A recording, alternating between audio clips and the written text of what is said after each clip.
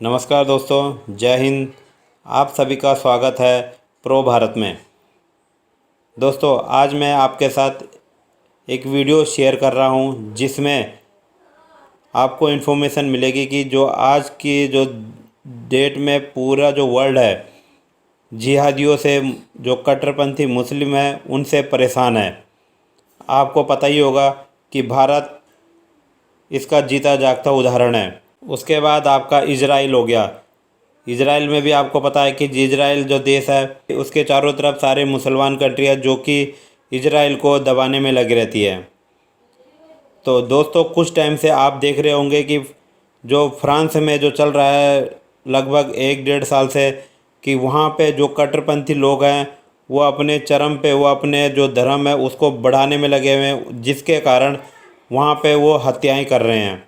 जिसके चलते हुए जो फ्रांस है वो उन्होंने सख्त एक्शन लिया है और वहाँ के जो कट्टरपंथी जो जिहादी हैं उन पर बैन लगाना शुरू कर दिया है। तो दोस्तों, इसके चलते चलते जर्मनी ने भी अपने देश में इन जिहादियों का जो संगठन है उस पर बैन लगा दिया है। जो पाकिस्तान की जो मीडिया है वो बता रही है कि कहीं इन जिहादियों के चक्कर में जो और जो मुस्लिम हैं उनको वहाँ से हाथ ना धोना पड़े, उन वहाँ से उन कंट्रियों से जो यूरोपियन कंट्री है वहाँ से ना निकलना पड़े। तो दोस्तों, आइए देखते हैं कि पाकिस्तान मीडिया इस पर क्या बोलती है। पूरे यूरोप के अंदर और मगरब के अंदर जो मिलिटेंट इस्लामिस्ट हैं उनके गिर्द घेरा जो है वो बहुत तंग हो रहा है।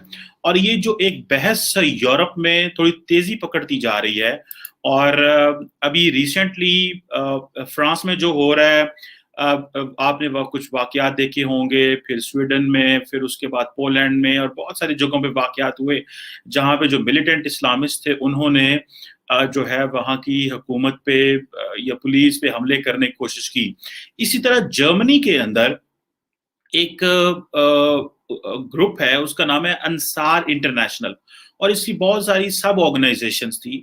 उनको जर्मनी ने जो है वो बैन कर दिया है, आउटलॉ करार दे दिया है। और ये जो अंसार इंटरनेशनल जो है, इसको उन्होंने कहा है कि ये मिलिटेंट ऑर्गेनाइजेशन है। और इसको वो ये कहते हैं, जर्मनी का कहना ये है कि ये बेसिकली तो ह्यूमैनिटेरियन असिस्टेंस का काम करते हैं, लेकिन इन रियलिटी ये अल नुसरा फ्रंट जो कि शाम के अंदर एक टेररिस्ट ग्रुप है उसके को फंडिंग बेचते हैं शाम के अंदर।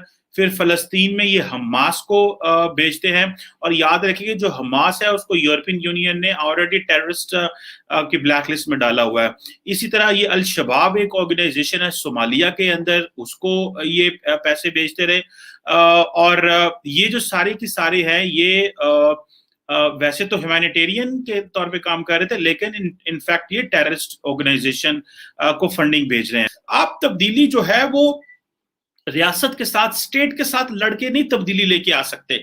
आप ये नहीं कह सकते कि हमें जर्मनी के साथ ही लड़ना है, हमें यूरोप के साथ लड़ना है ना। मैं तो इस हद तक भी हूं कि जो कश्मीर में हुआ, इतनी देर हमने देखा है कि वहां पे एक स्ट्रगल चलती रही, मिलिटेंट स्ट्रगल चलती रही। इंडियंस उसे मिलिटेंट कहते हैं कश्मीरी, और पाकिस्तानी उसे जिहाद कहते हैं। वो जो स्ट्रगल चलती रही उसका नेट कंक्लूजन क्या निकला? उसका नेट कंक्लूजन तो जीरो निकला, क्योंकि उससे कोई आप डिजायर्ड ऑब्जेक्टिव तो नहीं अचीव कर सके। डिजायर्ड ऑब्जेक्टिव तब अचीव होंगे जब आप उसे डिटर कर सकते हैं इंडियंस को। हम वो कर नहीं सके। सो अभी इसका तरीकाकार ये है कि आप सिस्टम के अंदर जाएं, पार्लियामेंट्री पॉलिटिक्स में हिस्सा लें, अपनी पार्टियां बनाएं, पॉलिटिकल जो है पार्टी बनाएं, इलेक्शन लड़ें, लोगों को मोबिलाइज करें, अपना एजेंडा लोगों के सामने रखें। अगर लोग आपको वोट देते हैं तो आप पावर में आ जाए और अपनी मर्जी की तब्दीली करें, ना कि आप ये कहें हमने गन के साथ तब्दीली लेके आनी है। ये तब्दीली लाने का तरीका नहीं है। और जो यूरोप के अंदर मुसलमानों के साथ होने वाला है, अगर मुसलमानों ने उसको रीड ना किया, मुसलमानों ने उसको अपनी जो लोगों को तरबियत ना दी, तो मुझे ऐसे लग रहा है कि आइंदा आने वाले कुछ अरसे में जो मुसलमान वहां पे हैं उनको शायद निकाल भी दिया जाए। एक चीज और मुझे खान साहब से कहनी है, इमरान खान साहब से, कि प्लीज प्लीज प्लीज खान साहब, हमने आपको 3 साल बर्दाश्त कर लिया है, हमारा आपने जिसे कहते हैं ना, आपने हमारी वाट लगा दी है इन 3 साल में। तो बिल्कुल इमरान खान साहब प्लीज आप बाकी के भी जो है ना वो अपना टाइम पूरा किएगा 2 साल और, ताकि ये जो आपके यूथियाज है ना इनका जो कीड़ा है, और वो कीड़ा उनका कहाँ है आप समझ सकते हैं, सर में भी है वैसे, दिमाग के अंदर भी, लेकिन और भी कहीं है।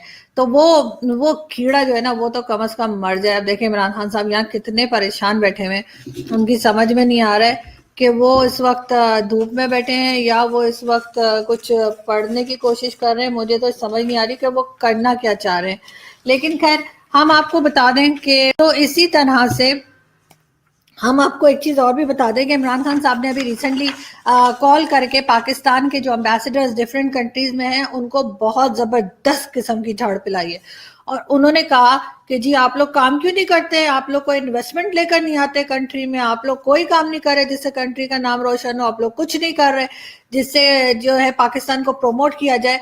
तो सर जब आप जाके लोगों को बोलेंगे कि हमारे पास तो जी 40,000 टेररिस्ट बैठे हुए हैं, आपके जो आप जिहादी पैदा करते हैं, आप ये बताएंगे लोगों को कि आप जिहादी पैदा करते हैं और आप जो है दूसरी कंट्रीज में गड़बड़ कराने के लिए भेजते हैं, आप ये बताएंगे कि आपकी अपनी इस्टेब्लिशमेंट का नाम आप लेंगे और आप कहेंगे कि जी उन्होंने जिहादी पैदा किए हैं और उन्होंने जो है ये मार्केट कर रखी है पूरी दुनिया में, और जहाँ जहाँ टेररिस्ट जाते हैं वो प्रोडक्ट तो हमारा अपना है। तो फिर ये एम्बेसडर्स बेचारे क्या करेंगे, क्योंकि पाकिस्तान हो या कोई भी कंट्री हो उसको अगर आप आगे लेके जाना होता है तो उसके लिए कोई अच्छे काम करने पड़ते हैं, कोई इकोनॉमी पे एजुकेशन पे काम करना पड़ता है, अपनी जैसे कहना चाहिए कि लोगों के अंदर से ये इंतहा पसंदी एक्सट्रीमिज्म जो है उसको खत्म करना होता है। सिर्फ आपके ये कह देने से कि जी एम्बेसडर्स को कि जी तुम तो कोई इन्वेस्टमेंट लाए नहीं हो, उससे कोई इन्वेस्टमेंट नहीं आएगी, क्योंकि जो जो तरह की इमेज आपने जो इमेज क्रिएट की है इंतहा पसंदों की और जो अपने एक जिहादियों। जैसा कि आपने देखा इस वीडियो में कि जो कट्टरपंथी जो सोच वाले जो लोग हैं वो हर देश में अपनी एक ग्रुप बनाते हैं, उस ग्रुप के जरिए वो पूरे देश में फैलते हैं और हत्याएं करते हैं और अपना जो जिहाद सोच है वो ज़बरदस्ती लोगों पे थोपते हैं, जिसके कारण पूरा यूरोप मुसलमान जो देश हैं उनके खिलाफ़ हो गया है, जो कट्टरपंथी सोच है उनके खिलाफ़ हो गया है, क्योंकि कहीं ना कहीं हर कोई अपने आप को सेफ रखना चाहता है इन कट्टरपंथियों से। तो दोस्तों ऐसी वीडियो देखने के लिए आप हमारे साथ जुड़े रहिए। आप सभी का बहुत बहुत धन्यवाद। थैंक यू दोस्तों। जय हिंद, जय भारत।